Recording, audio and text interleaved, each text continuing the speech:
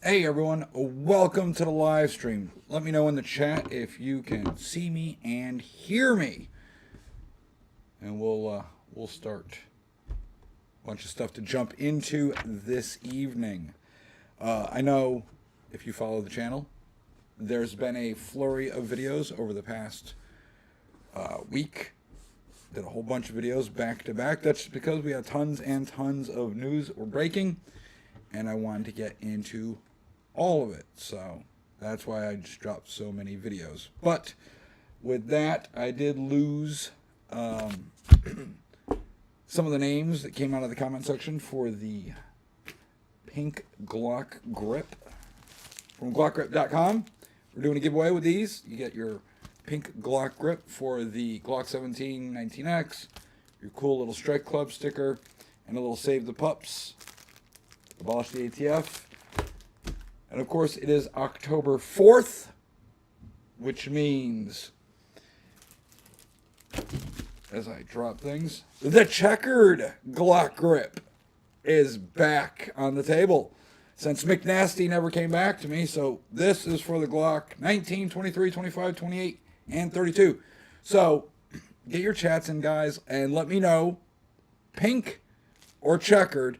You say pink, I'll put you in the drawing for the pink one. You say checkered, I'll put you in the drawing for the checkered. Now the pink one, you guys don't have to use it. You can always give it away for a Christmas present. With the checkered one, you will get this awesome little Canic patch. It's got the American Eagle on it, little Canic on the bottom. You will get your little AIM ammo drop sticker. And I threw in the FAFO patch from Rifle Speed. I think that is a Reload company. So there you go. Pink or checkered. And then I will get Mrs. Guru on top of picking a winner. All right, so let's just jump right into, of course, you guys always know down in the description will be a link to the merch store. This is the one for Bonfire. I do have a new design coming out. And here's a spoiler alert. It says, I put the tism in patriotism. So if you want to see that one, let me know, and I will get that launched on Bonfire, where you can pick up all your sweet merch, like Guns and Coffee, which is a channel I haven't done much with yet. Freedom Through Violence, since 1776, everyone's favorite Guns and Ammo. Historical Truth of FAFO. 556, just a tip. And a bunch of other designs in there.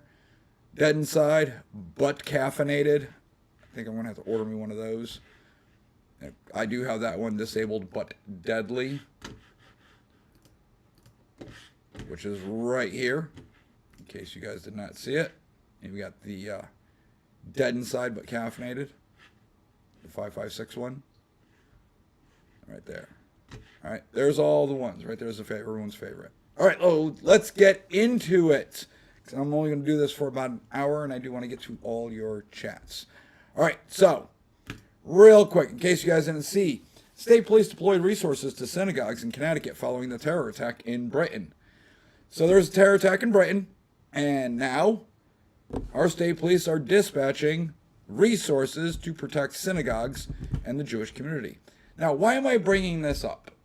Well, because it's horrifying. It's really, really horrible, guys, but this legislative session in Connecticut, we tried to have places of worship, whether it be synagogue, temple, the church, a mosque. We wanted these added to our castle doctrine. So we all know castle doctrine in Connecticut limits you to your house. Basically, shut your doors, lock your doors.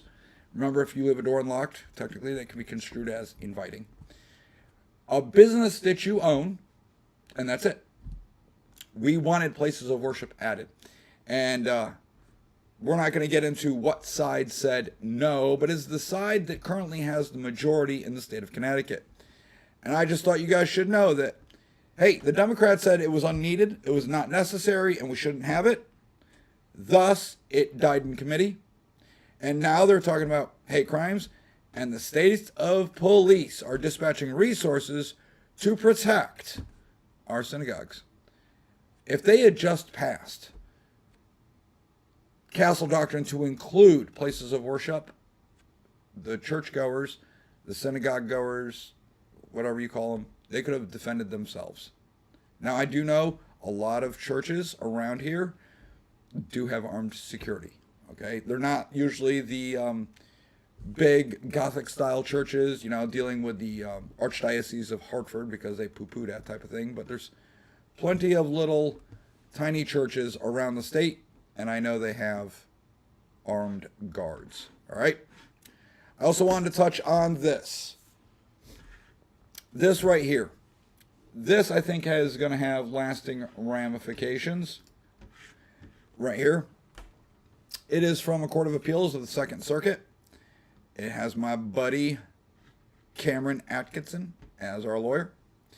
And this one is basically where we were suing to be able to carry firearms in parks, in the state parks. So we're talking about Sleeping Giant. We're talking about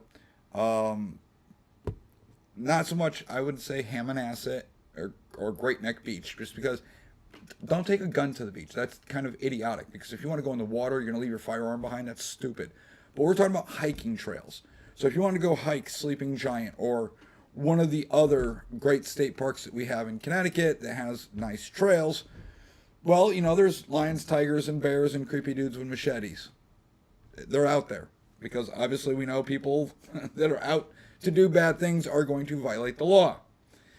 So this was a lawsuit to where it would be overturned and found unconstitutional, and we would be able to carry in these parks. Well, it was summarily denied. They go on and on and on and on. But basically, it boiled down to they agree that the state of Connecticut has the ability to ban guns in locations they deem too crowded. Now, I don't know about you, but when you're on a hiking trail out in the middle of the woods, I really don't feel that it's too crowded. But in their eyes, they did. So it stands. I'm just trying to scroll through to get to where they basically said it. Right here, we vacate and remand the judgment of the district for further proceedings, blah, blah, blah. So, yeah, they just basically got rid of it. As in, you can't carry in parks still. They just agreed with the state. Connecticut first banned possession of firearms in parks in 1918. But no matter what the law's origins, the state's own regulatory database indicates that Section 23-4-1 was enacted in 1993 and amended in 2017. And you can just go read it for yourself. But, yeah, it died. I think it's absolutely insane. We all know that you can carry in federal parks. That being said, if that federal park is state property, you still can't have a gun. And, well, all the federal parks in Connecticut are state property. So, I think I found it. Let me refresh it. So, the district court's decision is to dismiss the complaint for lack of standing. That's where it boils down to it. The plaintiff bears the burden of establishing standing under Article 3, and it lists all this. To do so, the plaintiff must show an injury in fact, sufficient causal connection between the injury and the conduct compared, likelihood of injury. You couldn't do that. So, and they're talking about, you know, you're not in any danger and you can't prove it, basically. So, it kind of sucks. But if you go go watch the last video I talked about it, then you will find it. All right, let's jump over to this one. This is a new lawsuit that alleges the gun industry exploited firearms owners' data for political gain.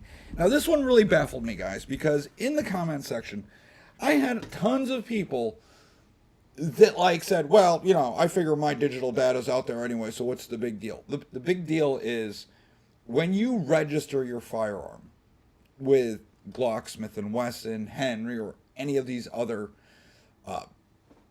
manufacturers you're registering your gun with them, say, hey, I own this. This way it covers warranty, things like that. They're not supposed to go off and sell your data. Well, that's pretty much what they did. They gave your data to NSSF, which they run SHOT Show. SHOT Show is their baby, and most people don't understand or didn't know that NSSF is here in Connecticut. It's in Stamford. They used that information that they bought and received to target you with political ads. I don't want to be targeted.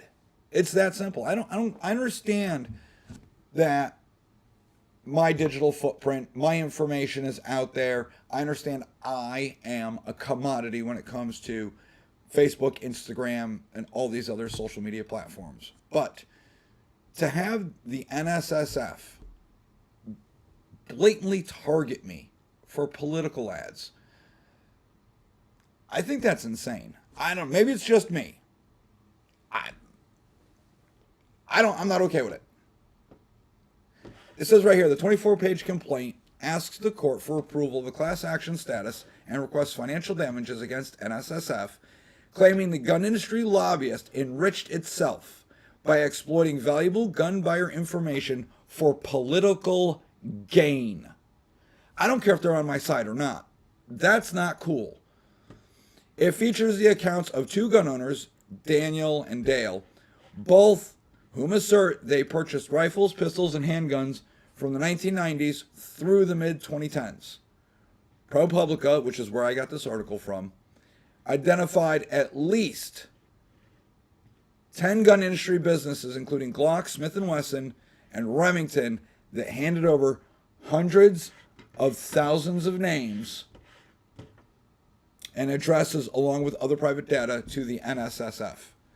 The lobbying group then entered the details into what would become a massive database, which was used to rally gun owners' electoral support for the industry's preferred candidates running for the White House and Congress. I don't care who you vote for. You do you, all right?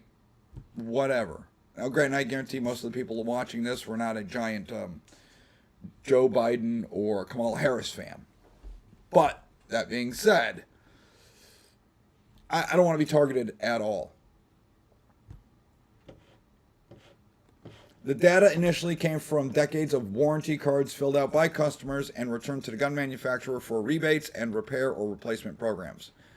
A ProPublica review of dozens of warranty cards from the 70s through today found that some promised customers their information would be kept strictly confidential. And yet, it was not.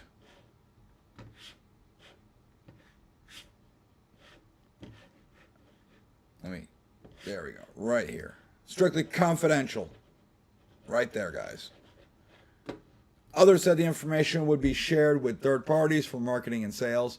None of the cards informed buyers their details would be used by lobbyists and consultants to help win elections. And that's the biggest problem. That's the big gripe there. So I get it, and I don't like it. So we'll follow this case. We'll see where it goes, what happens with it. I think it's pretty crappy, if you ask me. And I think it's pretty crappy that a lot of you just were okay with it. Hey, to each their own. Whatever. It is what it is. The other thing that happened this week, which is really big, and I hate to tell you this, guys, I hate to be the bearer of bad news, it does not affect any of us. When we're talking about judge rules that USPS ban on guns is unconstitutional. So in case you didn't know, you cannot carry a firearm into a lot of federal places, such as the IRS office, buildings within the federal park system, things like that. It included the post office and the post office parking lot. Now, the Postal Service policy banning people from bringing firearms into the post office violates the Constitution, according to a federal judge in Texas. This was not a Supreme Court ruling. This is Texas. Judge Reed O'Connor, a Bush appointee, said both the post office own regulation and federal law barring firearm possession in a federal facility cannot survive scrutiny after the Supreme Court's 2022 ruling in the Bruin case. That ruling said that for firearm restrictions to stand, they must be consistent with what the founders who crafted the Second Amendment would have envisioned. So Judge O'Connor said post office existed at the time of the founding. Correct. Benjamin Franklin was our first postmaster general. Lawmakers at the time made laws punishing attacks on mail carriers and postal facilities, but never barred weapons themselves.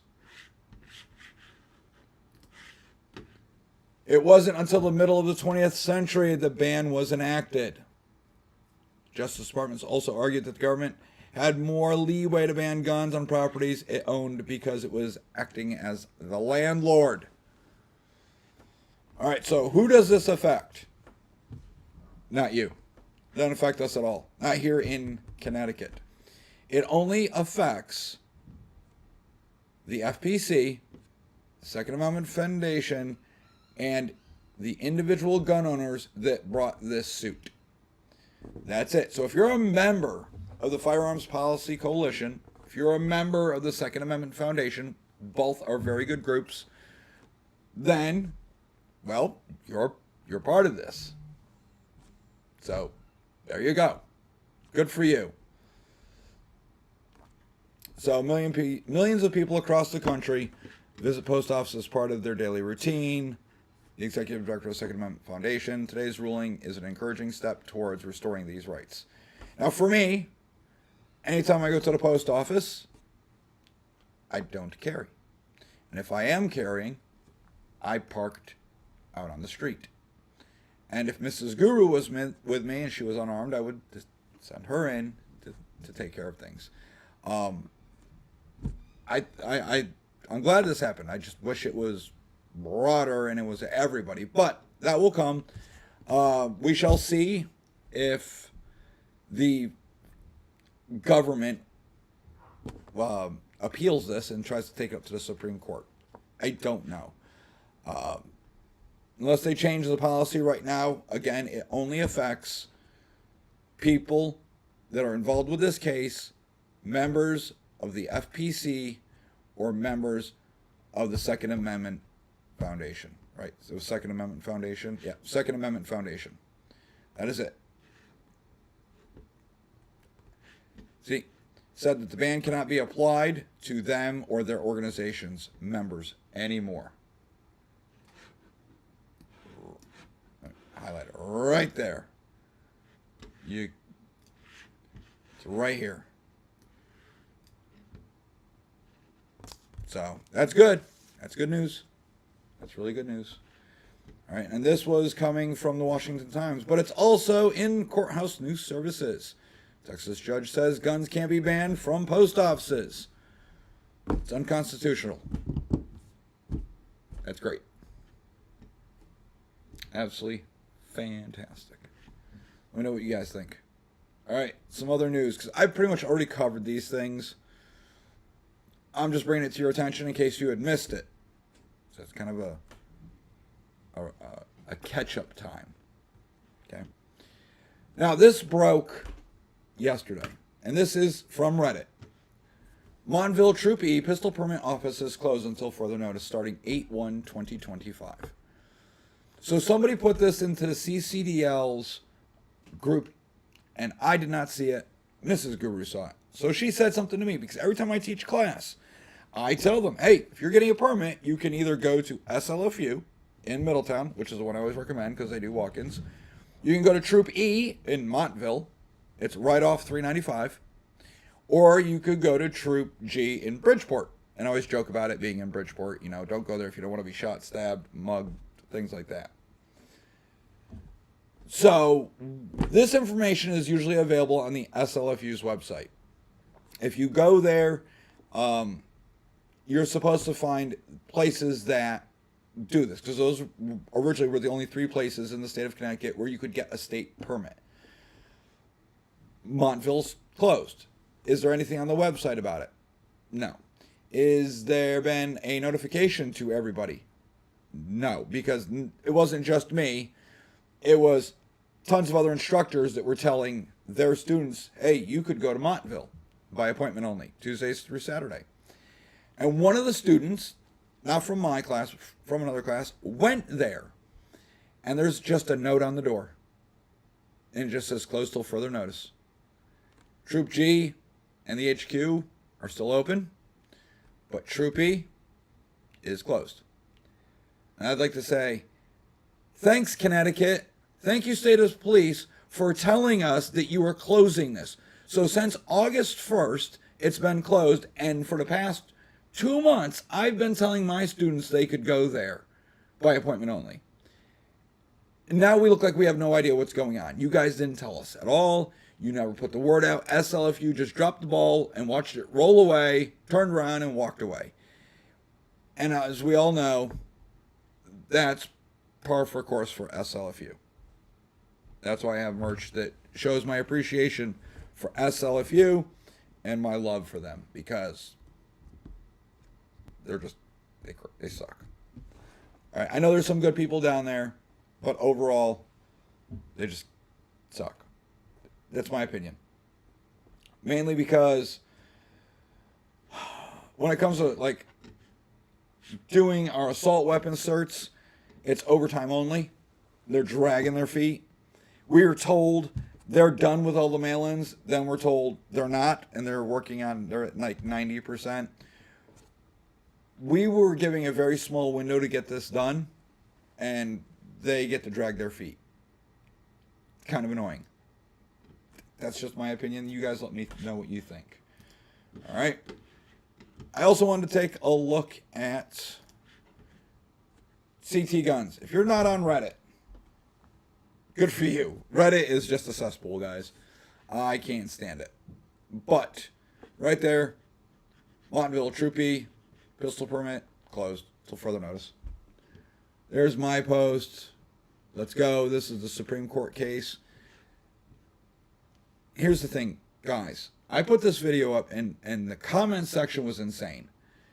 They're talking about Supreme Court's not going to do anything. Oh, this is useless. This is just clickbait, blah, blah, blah. It is what it is. It's going to the Supreme Court. Did they pick it up? No. But at least it's going to be presented to them. And everyone's like, oh, they're just going to kick it down. The Second Circuit has already taken a lot of these cases that have been remanded back to them and just ruled wrongly, ignoring Bruin, things like that. The Second Circuit literally did that with Grant v. Lamont. They said, well, you know, AR-15s are dangerous or unusual. Now, it's got to be dangerous and unusual. Beside that, they pretty much ignored Bruin. They ignored sections of Heller. And then they found in favor of the state of Connecticut that, yep, Connecticut can do this. One of these cases eventually, guys, will make it to the Supreme Court. They should, hopefully, if it's configured as it is now with Alito and Kavanaugh, because he really was interested in this case, with the Supreme Court justices in our favor. Okay. I'm hoping it makes it there and they rule on it and they just crush these godforsaken unconstitutional laws once and for all. But please, guys, stop taking the black pill when it comes to this. Eventually it's going to get there. There's enough of these lawsuits out there. Something's going to stick.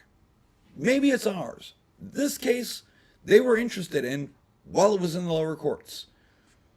We shall see. Let's hope. All right. Does anyone know a range that has an AR indoor range? Delta Arsenal, I think, is the only one. You'd have to go to an outdoor range, and that means you'd have to go to Blue Trail. And I'm sorry. You don't want to do that. Let me refresh my capture. OBS is acting up, and I keep having to refresh my screen capture. So sorry if it jumps like that. So there's some good questions in here, guys.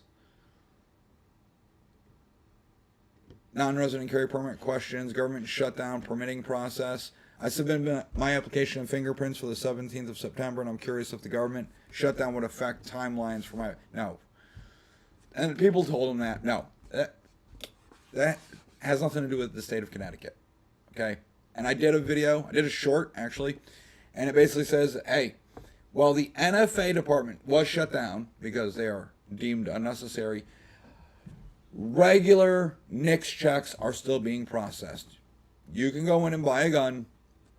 You do your 4473, a DPS 3, and some FFLs, because it is the 4th of October, may have extra forms for you to fill out. I know Lock and Load in Southington has an extra form. In lieu of your DPS 67, you shall sign a waiver. That is to help combat HB 7042. Because that's in full swing, guys. That's the liability law that Connecticut just passed. And yes, I'm still trying to figure out, nobody knows, that one section, I think it's line 32, where they talk about FFLs can't sell guns that are knowingly, easily converted into something illegal. That is very nebulous. You buy a strip blower, that's legal. How do I guarantee you're not going to go home and build an illegal SBR? I can't. So, knowingly, it could be converted into something illegal. Strip blower, legal. SBR, illegal.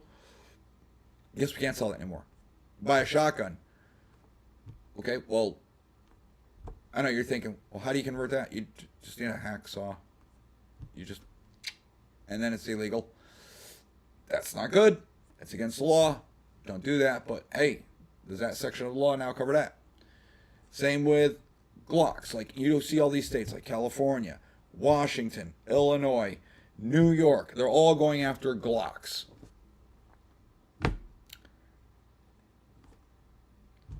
When is Connecticut? Connecticut didn't just outright ban Glocks, but the way you read that, you could easily infer that Glocks are banned or will be banned. So I don't know. Your guess is as good as mine. And then I want to give you guys a little view of the future. And then we'll kind of move on to chats. So, if you watch Washington Gun Law, you watch William Kirk. He did cover this a couple days ago. And the reason I'm bringing it up, even though it has nothing to do with our little neck of the woods, is because I think it's in our future. If you look at how HB 7042 has been structured, you really should pay attention to Illinois HB 3320. And that, I had to print out and kind of highlight the key phrases and things like that. This is from their General Assembly this year. I'm going to do a little bit of reading, and we'll go from there.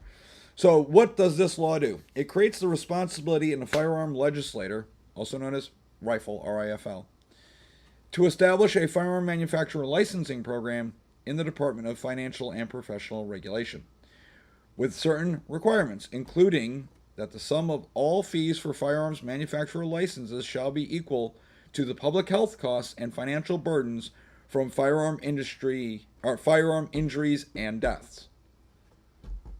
This will not take place till January 2028, but manufacturers will not be able to sell their products in the state of Illinois unless they pay these exorbitant fees.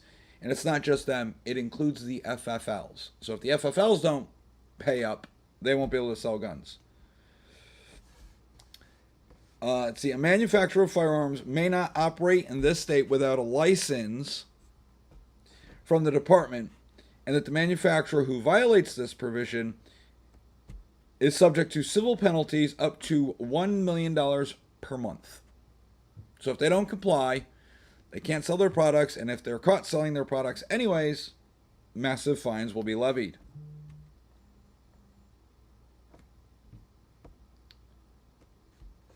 It provides that beginning also January 1st, 2028, a retailer may not sell a firearm to the consumer in the state of Illinois from a manufacturer who does not have a license from the department, and that retailer who violates this provision is subject to a civil penalty up to $10,000 per violation, with certain requirements.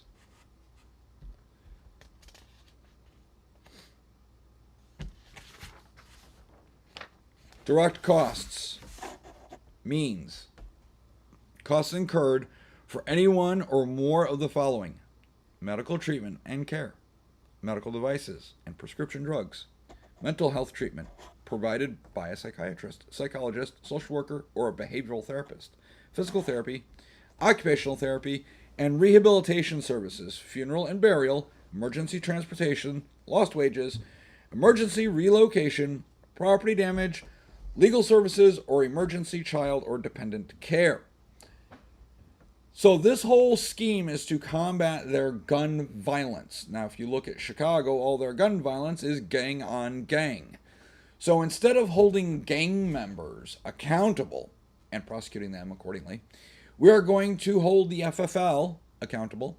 We are going to hold the manufacturer accountable for the gang's crime. So these guys are going to have to pay into the system to cover the expenses of what the gang does.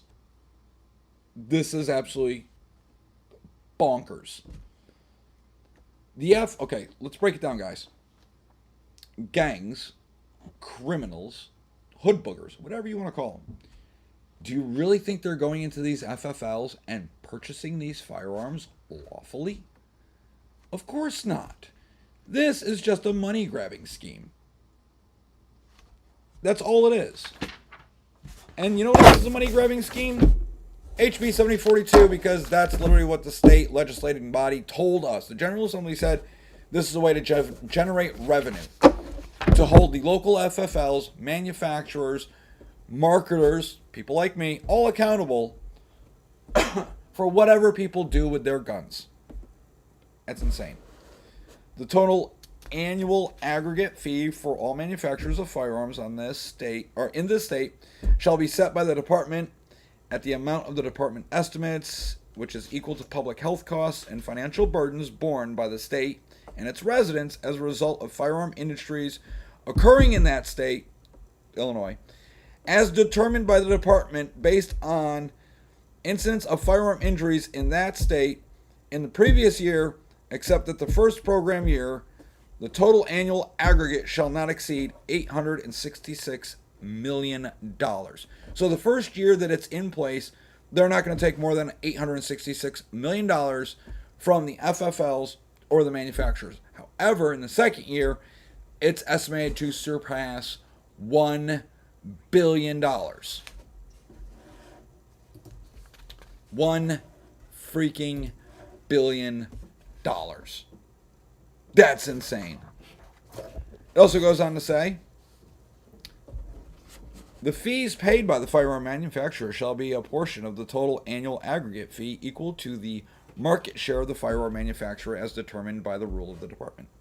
The fee paid by a firearm manufacturer under paragraph may be adjusted by the department based on the number of firearms recovered in a given year in connection with incidents involving firearm injuries that are linked to specific manufacturers in the state, regardless of modifications, accessories added to the firearm after manufacturing, divided by the total number of firearms recovered in connection of those incidents in the year. So that's a bunch of legal jargon. From what I understand, firearms recovered in a given year in connection with these incidents. So, what kind of guns, what manufacturers do you believe these little hood boogers are running around with constantly? If you're thinking Glock, because they steal a Glock and then they install an illegal switch, thus illegally manufacturing a semi-automatic into a full auto, which is illegal. No, not them. No, the manufacturer is held liable for it, and they must pay into this fund, regardless of modifications or accessories added after the fact. So even though they're taking something that's stock and legal and then making it a whole lot illegal, well, that's not on them. That'd be on Glock and Glock Inc. Thus, Glock's not going to want to deal with this. They're just like, yeah, we're not selling in Illinois anymore. Okay, so these little hood rats are going to move to something else. High Point, SIG, something. If you live in Illinois, or you're thinking about moving there, you're insane. I'm pretty sure that, I mean, this is all super unconstitutional, in my opinion. But what do I know? I'm not a constitutional lawyer. I think that, one, we have no idea what's going to happen with this. Will it pass or will it not? This has just been submitted. I think this virtually would put FFLs out of business, and it would ensure that manufacturers do not want to do business in the state of Illinois. That's what I think. Now when reading through this is very much like, this is very, very much like HB 7042, just on steroids.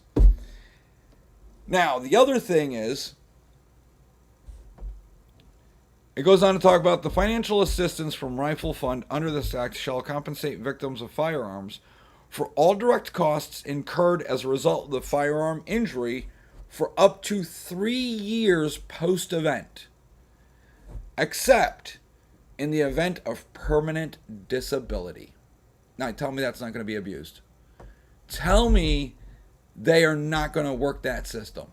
And for 3 years, they get to pull funds out of this rifle fund and then sit on their laurels and milk the system. All while the FFLs and the manufacturers pay for it.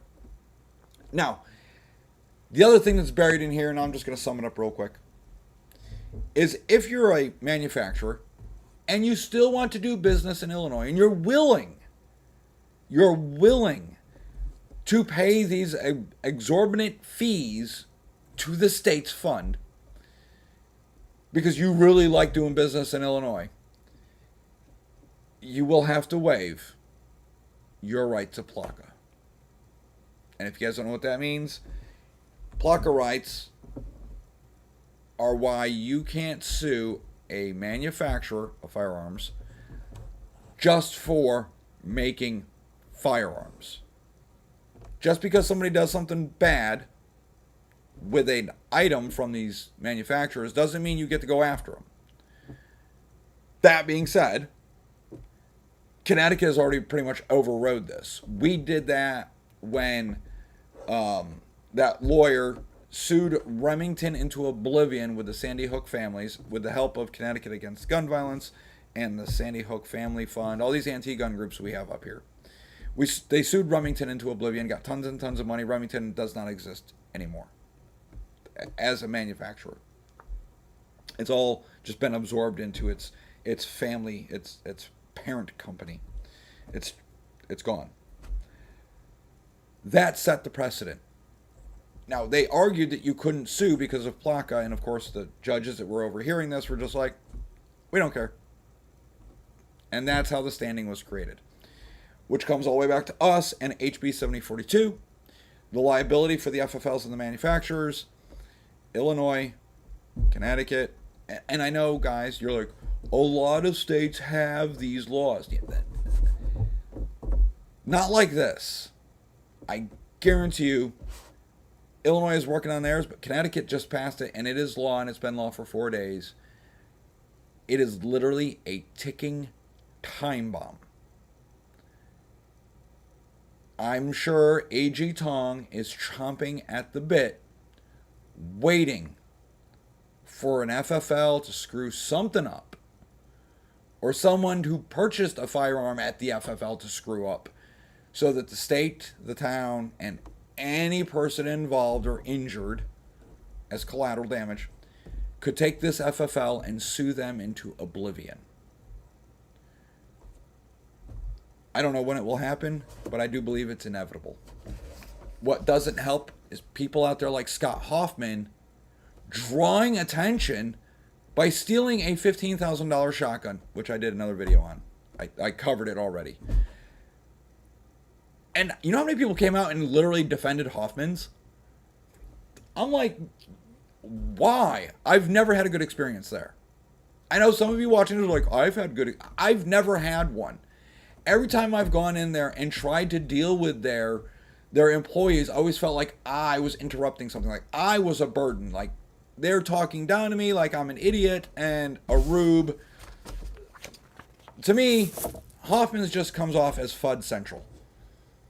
And then you have the moron named Scott, who owns it, who receives a firearm not addressed to him, and instead of getting a hold of Beretta, or getting a hold of where it was supposed to go, you just kept your mouth shut.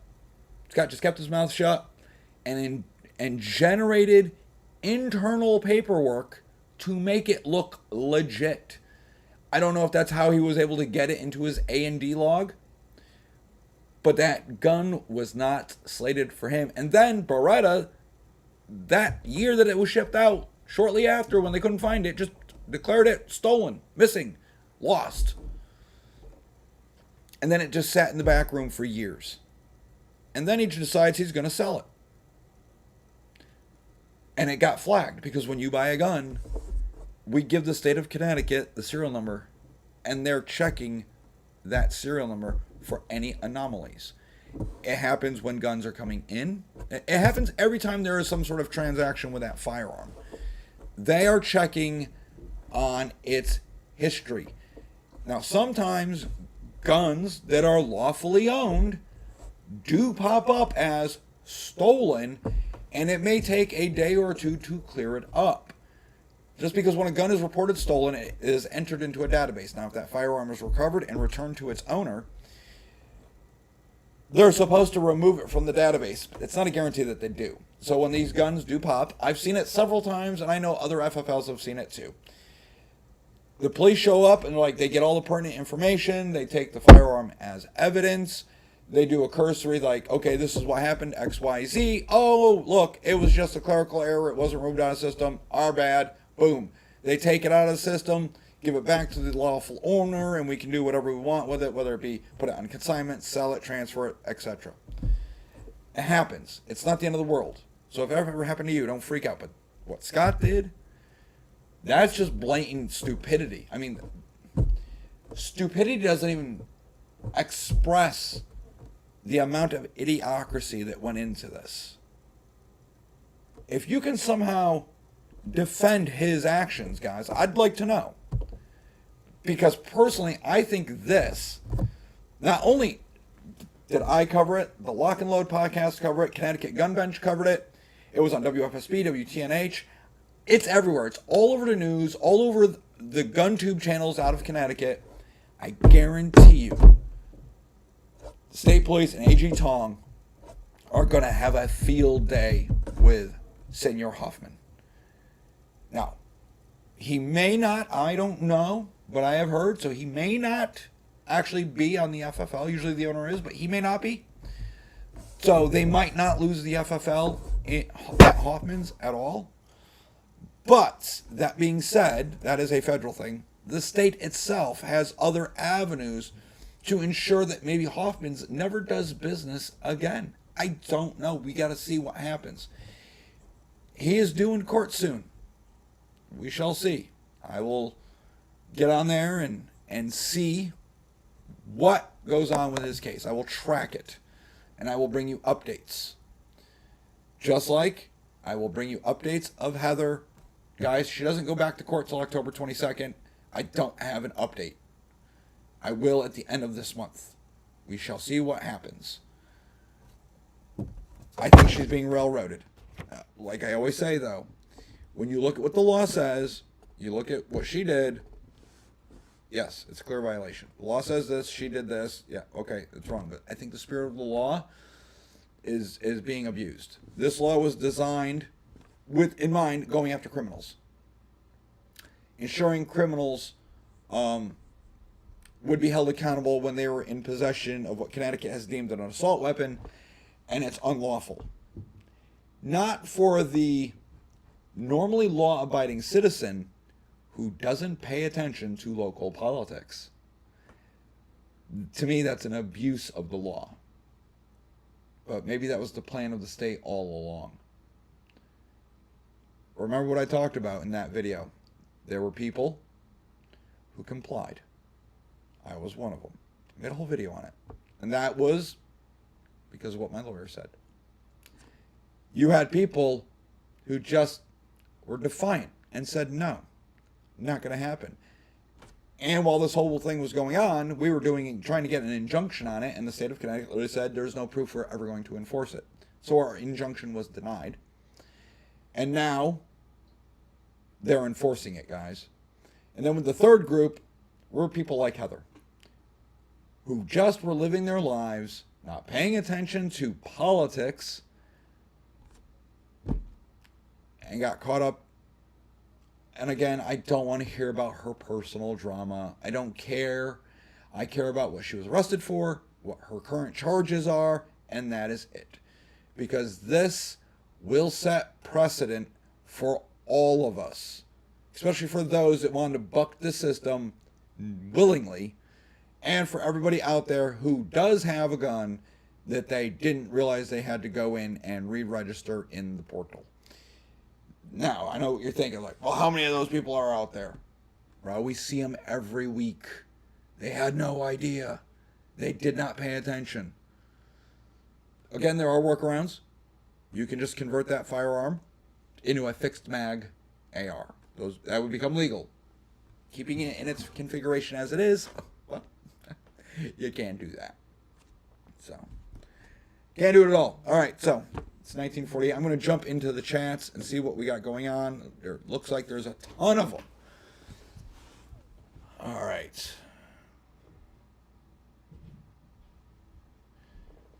Chewing Bubblegum says Connecticut's AWB and MAG bans are going to go down. I sure hope so. I really, really hope so. Now, we have plenty of lower courts that have said, nope, states can ban this. We've had other lower courts like, nope, that's unconstitutional. We need the Supreme Court to finally come out and say, knock your shit off. You can't do this, Connecticut. You can't do this, California. You can't do this, Illinois, New York, New Jersey, Massachusetts, Rhode Island. That's what we need. Unfortunately, sometimes I feel like SCOTUS is full of cowards. Devlin, I actually got the notification this week. Yes, I did see that, and I said it earlier. I'm glad. I don't know what's going on. Sometimes I feel like it's just banned, a shadow banned or whatever. I don't know. Couldn't tell you. Maybe I'm just nuking my own channel by doing these lives. Couldn't tell you. Devlin says pink. Devlin, you are now in the running for pink. June Bubblegum says we have no rights in Connecticut. That's right. As a law-abiding citizen with a pistol permit, you have no rights. But hey, if you're a career criminal constantly breaking the law, you get all your rights. The state will protect you. In fact, they will go out of your way to give you the benefit of the doubt and let you go. But if you're a law-abiding citizen, normally, they're going to hammer you. I mean, look at that in the news, that one father that's like, you will never forget my face. This suspect murdered his daughter. He had 39 arrests, 25 felonies, and he was still on the streets. And every single felony that he was that he gained, each one was like leveling up. It was like getting XP for crime. And it resulted in him breaking into a young college girl's apartment, dragging her out of her bed while she was naked, into the living room, put her on her knees, and while she begged for her life, he executed her. So now he's at 26 felonies. You know, he should have been in jail a long time ago. And things like that make my blood boil. James Peck, is a state forest the same as a state park in Connecticut? The law says state parks. I really wouldn't push it on there. There's plenty of hiking trails out there, guys, that are public that are not state parks. State parks is what the law specifically says. So, Tommy's Path, gun laws question? Yeah, we have outrageous gun laws, Tommy. Don't go to state parks. Chewing bubblegum. I'd love to say yes, but I really, really do like hiking Sleeping Giant. It's really nice there, especially in the fall. Mrs. Guru and I, like I told you guys in last live, we're just down in the Smoky Mountain National Park, where we're allowed to carry guns and hike the trails, and it was fantastic. Hey, but the government shut down, so all the national parks are shut down. But not the Smoky Mountain National Park. Oh, no, no, no. As of midnight last night, they reopened. Not because the government did anything. No, no, no. The people of Pigeon Forge, the great people of Tennessee, and the Cherokee Nation have all pulled their monies together to reopen all the buildings in that federal park and the trails and pay for the rangers. So currently that is the only national park that I know of that is open, and it is fully funded voluntarily by the individuals and the public in that area. And I know you're thinking, why the Cherokees? Because one of the routes you can take in Tennessee from Pigeon Forge takes you straight into the Cherokee Nation in North Carolina. Literally, it's called Cherokee, North Carolina. Absolutely fantastic there, guys. If you ever get a chance to go down there, do it. Currently, all the turnoffs on the roads are shut down. And that is not because of the government. That is because of fall. The bears are out there eating their little acorns, getting fat for hibernation, so they don't want you out of your car. If you guys get a chance, get down there. So, James Beck, so what is the logistics of Naugatuck State Forest then, since High Rock is there? If it's a state park, it's off limits. Canada and the USA need to stand their ground against tyrants.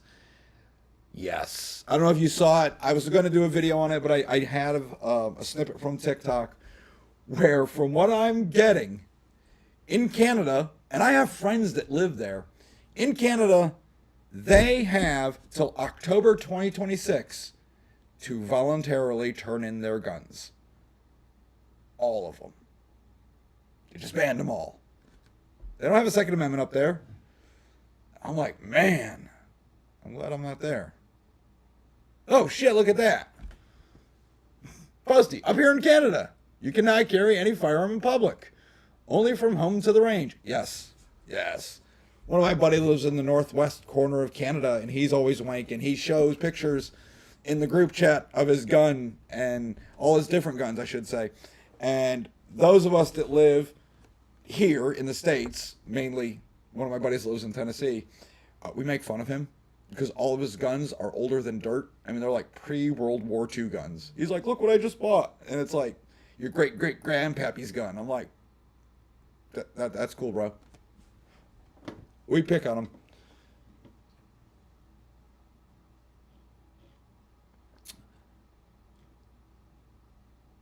James Beck says, next they're going to close Bridgeport in Middletown 2 for processing our permits. Hey, don't give them ideas, guys. Don't give them ideas. Yeah, but what then after Thomas and Alito retire? Yeah, that's what I'm freaking out about, because they're both older than dirt. I love Alito, and I love Thomas. And Thomas is my spirit animal at times. And I want one of these AR cases to be picked up while they're still in there, because they're the only two I can guarantee would be on our side. The other four are kind of wishy-washy, and then you, of course, you got like the ones that are just anti-2A.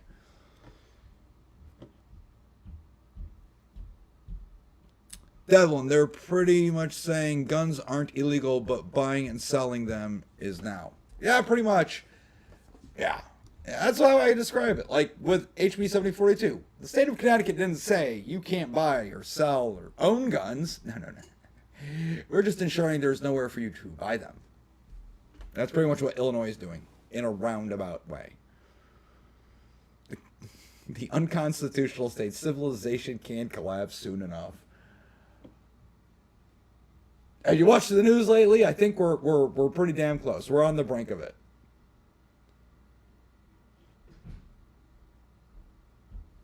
Let's see, what do we got here? Savagely, everyone thinks that the coming dollar collapse will be like Mad Max. It'll be more like the Grapes of Wrath. No. The great dollar collapse will be more like the Weimar Republic. If you don't know what the Weimar Republic is, you should learn your history. Hyperinflation. It's going to be bad. Bad.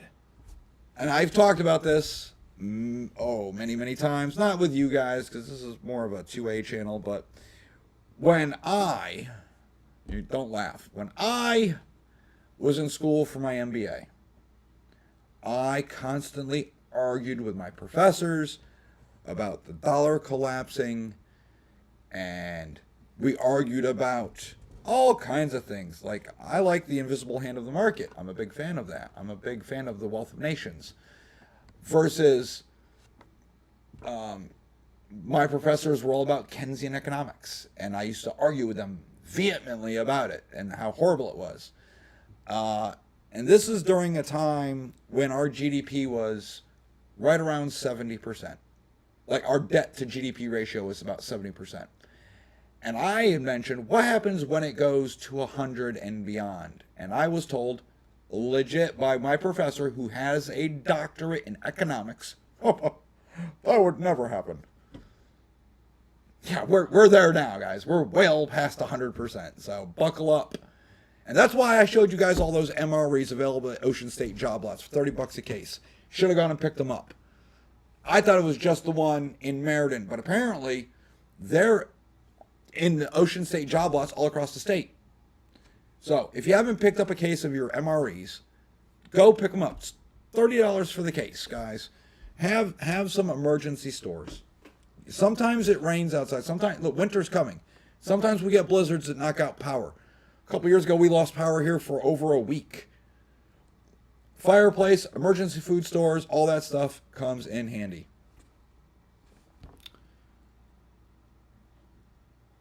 Let's see what else we got here. Oh, YouTube just jumped. Picked up 2 MRE cases from job lot yesterday, and the plan is getting another 2 this coming week. Get them while you can, guys.